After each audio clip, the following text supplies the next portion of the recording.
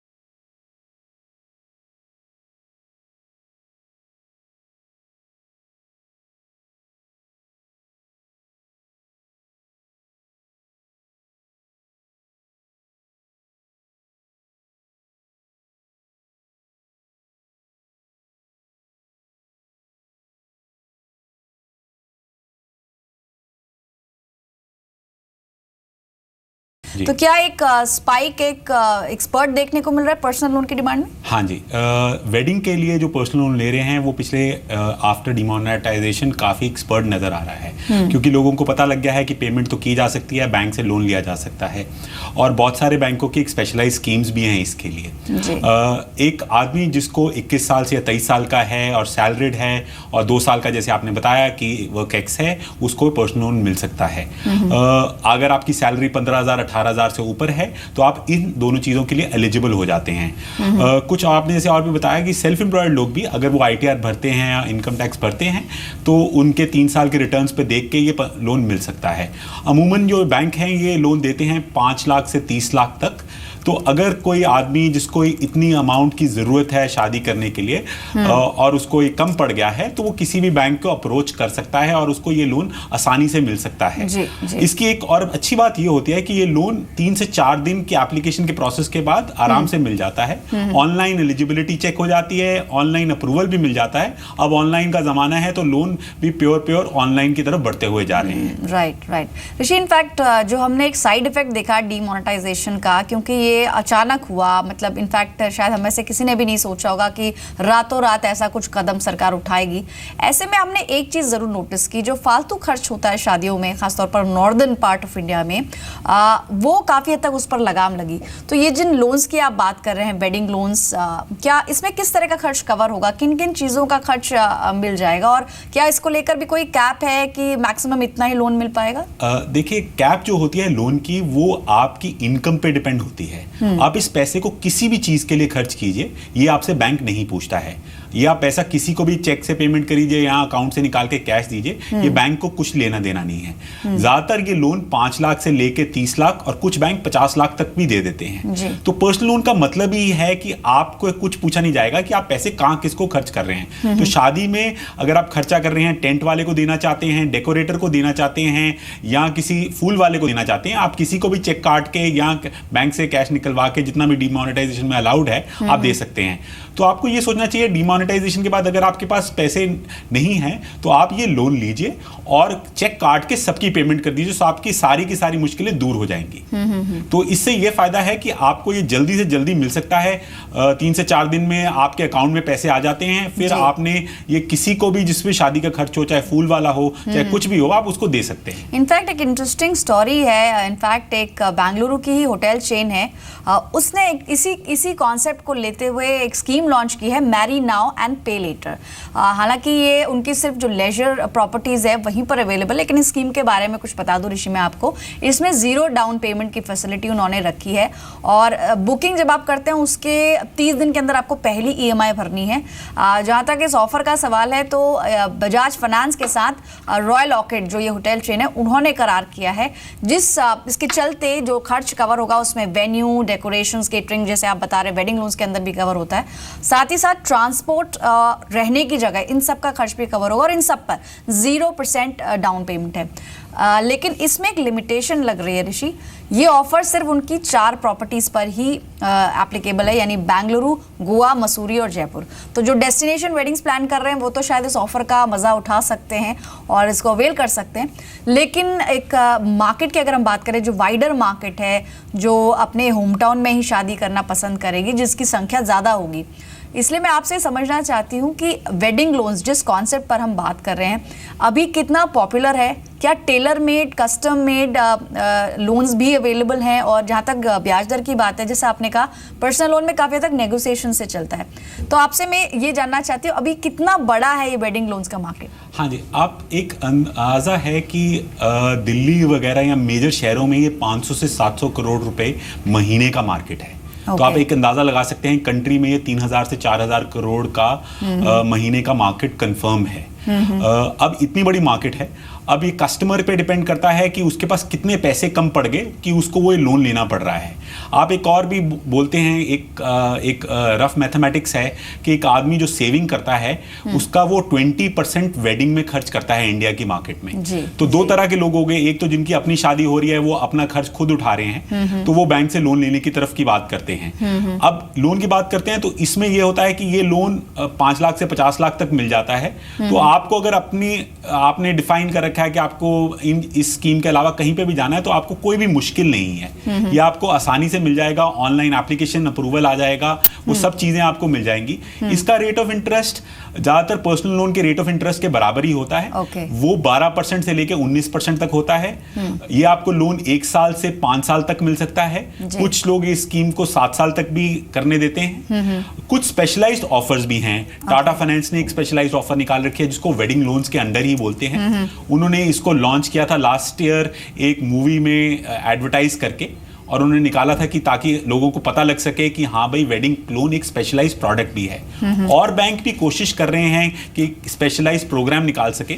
वो ये फंक्शन पता करना चाहते हैं कि इतनी बड़ी मार्केट है कि अगर कुछ लोगों को और सहूलियत दी जा सके, एकदम दिया जा सके, या कोई इसके अराउंड क्रेडिट कार्ड बनाया जा सके कि लोग इस कार्ड को यूज कहीं पे भी खर्च करना चाहें, तो वो इस तरह की इनोवेशंस की भी बात कर रहे हैं कि आपका लोन हो गया, एक कार्ड मिल गया आपको, आप जहां भी जाएं उस कार्ड से खर्चे कर सकते हैं और उसकी लिमिट उतना जितना आपको लोन मिल रखा है उसके बेसिस पे हो सकता है। तो इस तरह की सारी सहूलियत देने के लिए ये सारी की सारी स्कीम NBFCs और बैंक निकालते रहते हैं।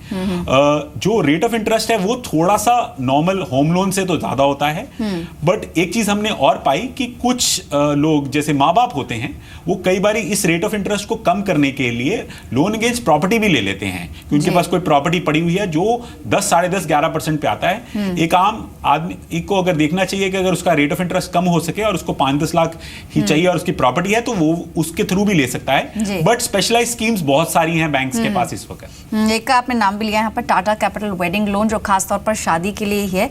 इसकी कुछ स्पेसिफिकेशंस देख लें। जो रीपेमेंट की अवधि है इस स्कीम के अंदर वो 6 साल है। लगभग 15 लाख तक का इसमें लोन मिलता है और साथ ही जो प्रीपेमेंट चार्जेस हैं वो अराउंड 4.5% है। सिबिल स्कोर आई थिंक सभी स्कीम्स में सेम होगा कि एटलीस्ट 750 का स्कोर होना चाहिए। इसको आप क्रॉस मानेंगे या फिर एक कौन मानेंगे कि इस लोन को अवेल करने के लिए अभी दोनों जो साइड्स हैं इसकी, पॉजिटिव और नेगेटिव दोनों में चाहूंगी ऋषि आप एक्सप्लेन करें। हाँ देखिए, पॉजिटिव साइड्स तो ये हैं कि आपको अगर शादी 10 दिन दूर है और पैसे कम पड़ रहे हैं तो आपको यही लोन लेना पड़ेगा। ठीक है, और पॉजिटिव साइड है कि आपको 1 लाख चाहिए, 2 लाख चाहिए, किसको पैसा देना है, किसको नहीं देना है, ये आपसे कोई नहीं पूछेगा। तीसरी है कि अगर आप में माने कि इसको आप जल्दी प्रीपे कर सकते हैं, आपके पास पैसे वापस आ सके, तो कुछ ऐसे प्रोडक्ट्स भी होते हैं जहाँ आप इसको प्रीपे भी कर सकते हैं। कुछ और इसमें ये भी फ़ायदा ये है कि आप इस लोन को लेके कहीं पे भी आप दे सकते हैं, और ये भी कर सकते हैं कि इसको बाद में अमाउंट बढ़ा लीजिए। पहले 2 लाख का अप्रूव करवाया, बाद में 4 लाख का और अप्रूव करवा लिया थोड़े दिनों के अंदर। अब इन कॉन्स में मैं बात करूंगा, रेट ऑफ इंटरेस्ट थोड़ा सा हाई होता है। ये स्कीम 13% से 19% तक है।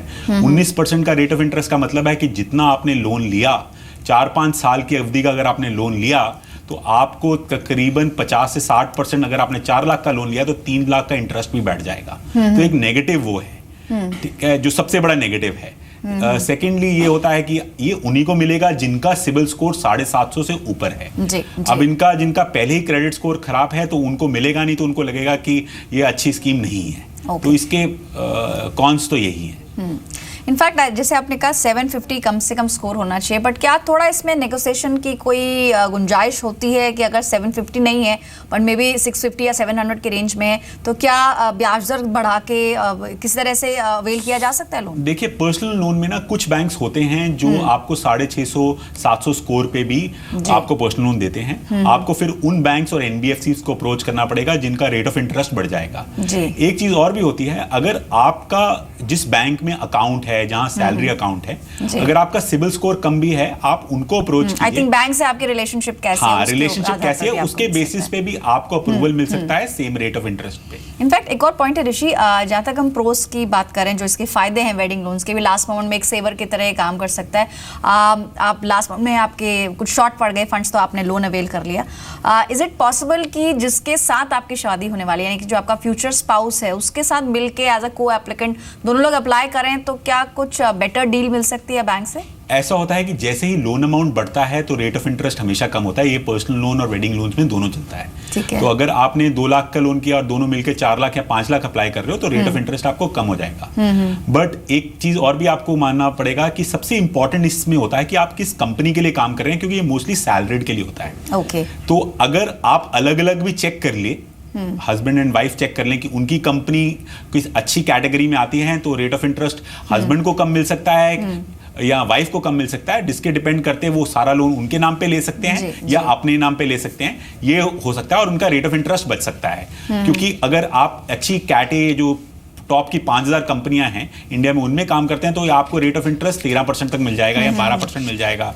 अगर आपकी वो टॉप कंपनी नहीं है तो 16-17% पड़ेगा, तो 3-4% एक्स्ट्रा हो गया। तो आप दोनों इंडिविजुअली भी चेक कर सकते हैं कि कौन सा कितना रेट ऑफ इंटरेस्ट किसको कम पड़ रहा है। नहीं होके तो क्लब करके और बैंक से डिमांड कर सकते हैं कि हम बड़ा अमाउंट ले रहे हैं, तो हमारे को एक बेटर डिस्काउंट दे दीजिए। राइट ऋषि, आपने प्रॉस एंड कॉन्स दोनों बताए, लेकिन अगर आपको बैलेंस करना है, एक मैं आपसे ऑनेस्ट ओपिनियन लेना चाह रही हूँ कि अगर कोई शादी अभी प्लान कर रहा है, किसी की शादी बहुत नियर टर्म में आने वाली है और वो इस पर विचार कर रहा है कि मैं वेडिंग लोन लूँ या फिर नहीं लूँ, कहीं ये महंगा सौदा तो नहीं पड़ेगा, तो क्या एडवाइस है आपकी, किन चीज़ों का खास तौर पर ख्याल रखें? फायदे तो आपने कई बताए कि अगर आपका ट्रैक रिकॉर्ड अच्छा है और आपको आसानी से इसमें डॉक्यूमेंटेशन भी कम होती है, अनसिक्योर्ड लोन होता है, इजीली मिल जाता है, बट अगर बैलेंस साइड देखें दोनों साइड से, what is your honest advice to any person who is getting married in the near future? See advice ये है कि जितना कम लिया जा सके उतना बेटर है, क्योंकि आप शादी करने जा रहे हैं, आपके खर्चे और भी बढ़ने वाले हैं। तो आप जितना भी कम रख सकें और जितना जल्दी पे वापस कर सकें। देखिए, एक 5 साल का 1 लाख का लोन आपको 30 से 40 हजार इंटरेस्ट देने को पड़ता है। बट अगर आप ये 3 साल से वापस कर पाए तो आपको वो इंटरेस्ट 15 से 20 हजार हो जाता है। तो लोन लीजिए अगर आपको अभी जरूरत है, बट जल्दी से जल्दी, इमरजेंसी सिचुएशन है तो ही इस लोन को अवेल किया जाए। बिल्कुल। बट एज फार एज जो प्रीपेमेंट का आपने बताया, तो क्या उसमें किस तरह का चार्ज भी हर बैंक से लगता है या फिर अभी क्या मैंडेट है? हाँ, प्रीपेमेंट को लेकर। प्रीपेमेंट को लेकर 2-3 बैंक्स ऐसे हैं जो आपको अलाउ करते हैं 0% प्रीपेमेंट का। ठीक है। तो अगर आपको लगता है कि आपके पास पैसे हैं और कभी भी आगे 1-2 साल में आ सकते हैं, तो उन्हीं बैंक से ये पर्सनल लोन या वेडिंग लोन लीजिए जो प्रीपेमेंट 0 रख रहे हो। क्योंकि फिर आपका इंटरेस्ट बहुत कम हो जाएगा। आपको ये याद रखना पड़ेगा कि आपने 50,000 भी 1 लाख भी पहले पे कर दिया तो आपका इंटरेस्ट बहुत कम हो जाएगा। आपने 4 साल का लोन 2 साल में खत्म कर दिया तो भी आपका बहुत फायदा हो जाएगा। तो आपको कोशिश ये करनी चाहिए कि आप जितना जल्दी पे कर सकें, और जिनके प्रीपेमेंट चार्जेस नील हो या पार्ट प्रीपेमेंट भी अलाउ करें, उस बैंक से आप या उस एनबीएफसी से आप ये वेडिंग लोन लीजिए। बट प्रीपेमेंट का जहाँ तक सवाल है, जैसे आमतौर पर पर्सनल लोन में हमने देखा है कि 1 साल, किसी में 6 महीने, कुछ अलग अलग ऑप्शंस होते हैं बैंक के। तो वेडिंग लोन के केस में भी ऐसा ही, कम से कम आपने 1 साल अवेल किया, उसके बाद ही आप प्रीपेमेंट कर सकते हैं या मे बी पार्ट पेमेंट? हाँ जी, सो देखिए, जब एक बैंक स्पेशलाइज्ड प्रोडक्ट निकालता है तो उसकी कंडीशंस निकालता है। तो आप अगर वेडिंग लोन लेने जा रहे हैं और कंपेयर कर रहे हैं किसी दूसरे बैंक का पर्सनल लोन के साथ, तो आप उसमें कंफ्यूज मत होइए। अगर आपको लगता है कि आपके पास पैसे आने वाले हैं, तो आप उसको वेडिंग लोन ना लेते हुए पर्सनल लोन ले लीजिए, जिसको आपको प्रीपेमेंट, पार्ट पेमेंट अलाउड। ठीक है, तो आपको उससे फायदा हो जाएगा। नहीं तो कुछ बैंकों की स्कीम है कि पहले 1 साल तक नहीं पे कर सकते हैं। आपको अगर अपने फाइनेंसिस में थोड़ा बहुत आइडिया है, मालूम है, तो आपको कोई टेंशन नहीं होनी चाहिए। 1 साल तक तो मैं वैसे ही पे नहीं कर सकता, तो फिर मैं उसके लिए कुछ, क्योंकि आपको एक चीज ये भी देखनी पड़ेगी, जो पार्ट और प्री पेमेंट देते हैं ऑप्शंस, वो कई बार रेट ऑफ इंटरेस्ट थोड़ा सा ज्यादा रखते हैं। राइट, तो ये दोनों बैलेंस आपको देखने पड़ेंगे। तो उस बैलेंस में आपके लिए जो बेस्ट स्कीम बैठ रही है, थोड़ा सा कैलकुलेशन कर लीजिए। उस कैलकुलेशन में आपको सीधा पता लग जाएगा कि आपके लिए बेस्ट ऑफर क्या है, और जितना जल्दी प्री पे हो सके उसको पे कर दीजिए। आपके लिए वेडिंग लोन एक अच्छा कॉन्सेप्ट है, लेकिन थोड़ा कॉशियस यहाँ पर रहने की जरूरत है, बहुत ज्यादा जरूरी है। इमरजेंसी सिचुएशन है, फंड्स आपके शॉर्ट पड़ रहे हैं, तो आप ले सकते हैं। प्रोस एंड कॉन्स दोनों हमने